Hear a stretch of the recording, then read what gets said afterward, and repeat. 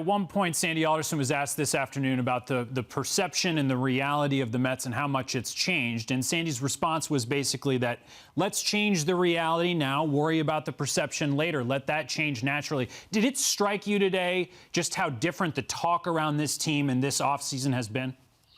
Well, I think the perception changed the day Steve Cohen took over the team. I think the perception changed the day that Sandy Alderson took over that president's role. And I think that it's rolled downhill since then.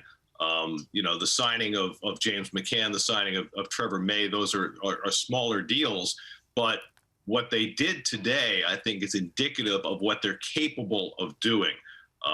There's obviously a lot of confidence in their ability to sign Lindor long-term, which gives them the ability to take the gamble of trading younger players for established stars. And that's part of the perception that this team is able to make the big move now that they might have been reluctant to make in the past or might not have had the wherewithal to make in the past.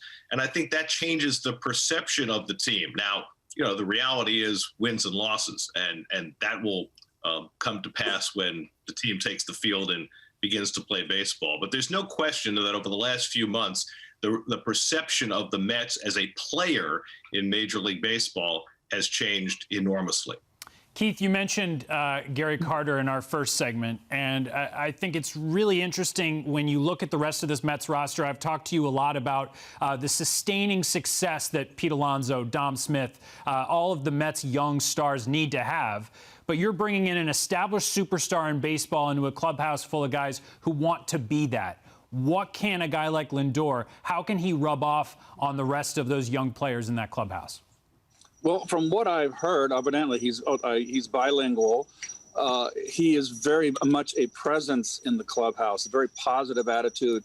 He joins the group, and he knows that he has the gravitas when you're a veteran and an all-star, like he is, a four-time all-star, that there's an added responsibility. So, I think there's more to this than just bringing his numbers and what he brings to the field.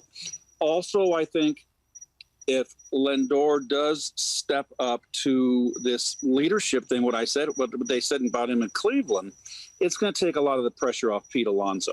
I don't think that Pete has to come to the forefront.